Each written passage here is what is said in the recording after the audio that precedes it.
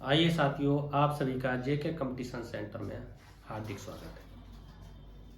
आज आपके लिए महत्वपूर्ण चैप्टर दूसरा प्रारंभ करते हैं, जो लेखपाल के लिए अति महत्वपूर्ण है।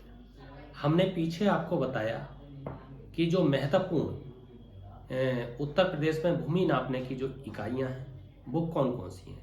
जैसे लाठा के बारे में बताया, उनवासी के बारे में बताया, बीसवासी के बारे में बताया, गज है इलाही के बारे में बताया और बीघा के बारे में बताया, एकड़ के बारे में बताया।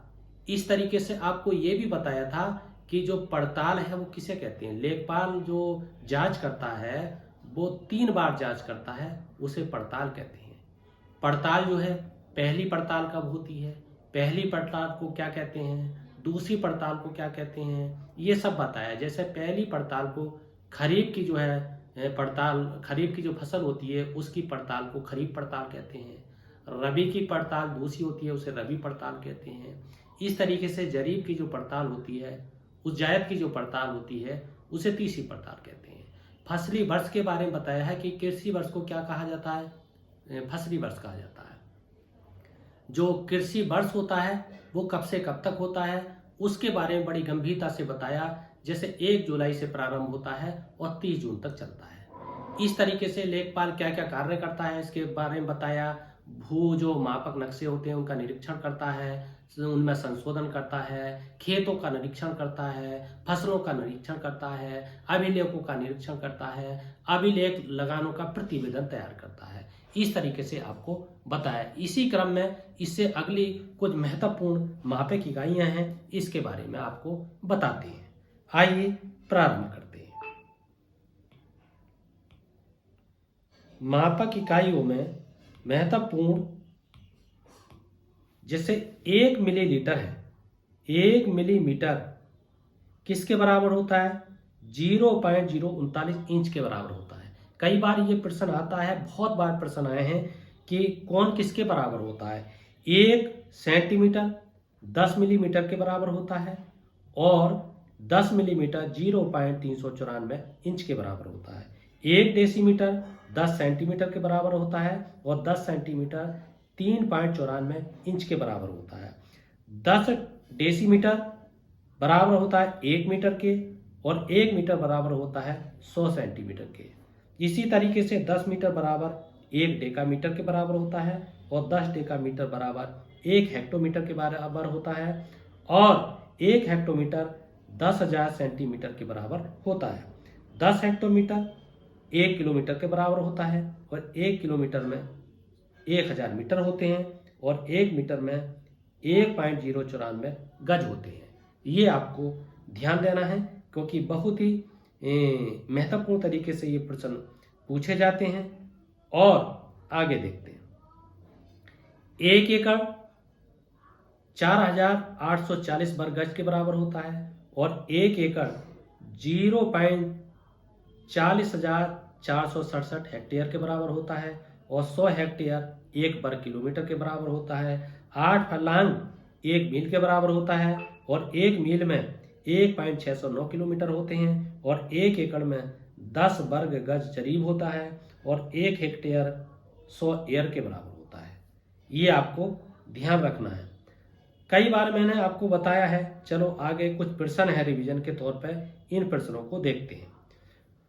उत्तर प्रदेश में ग्राम राजस्व की देखरेख कौन करता है, तो इसका सही उत्तर है ग्राम राजस्व का कौन करता है। इसके सही बारे में बताया आपका लेखपाल। ये लेखपाल है। अच्छा, इसके लेखपाल जो है, लेखपाल के जो ऊपर है वो कौन होता है, ये भी कई बार प्रश्न पूछा जाता है। तो सबसे पहले लेखपाल होता है, ये आपको ध्यान देना है।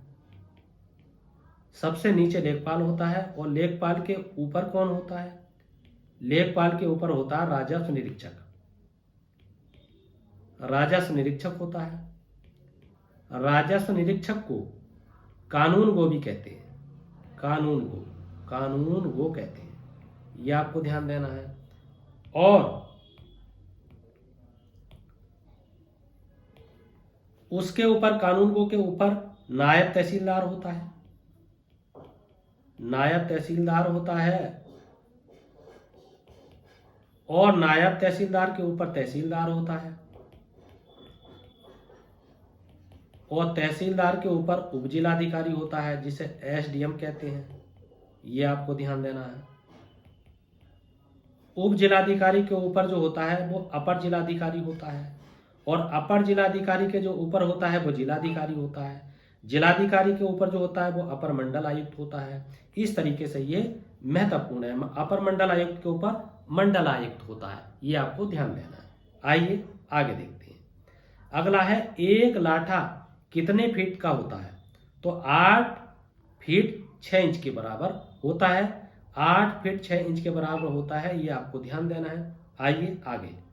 पटवारी के पास जमीन नापने संबंधित यंत्र को क्या कहते हैं? तो जरीब कहा जाता है। अच्छा, जरीब कहा जाता है। एक जरीब की लंबाई कितनी होती है? तो इस तरीके से पूछा जाए तो 7.92 इंच, ये आपको ध्यान देना है। अच्छा, 7.92 इंच है, वो उसमें कितनी कड़ियाँ होती हैं? ये प्रश्न भी कई बार पूछा गया है कि कड़ियाँ कितनी होती हैं। आपको बताना है 200 कड़ियाँ होती हैं, ये आपको ध्यान देना है।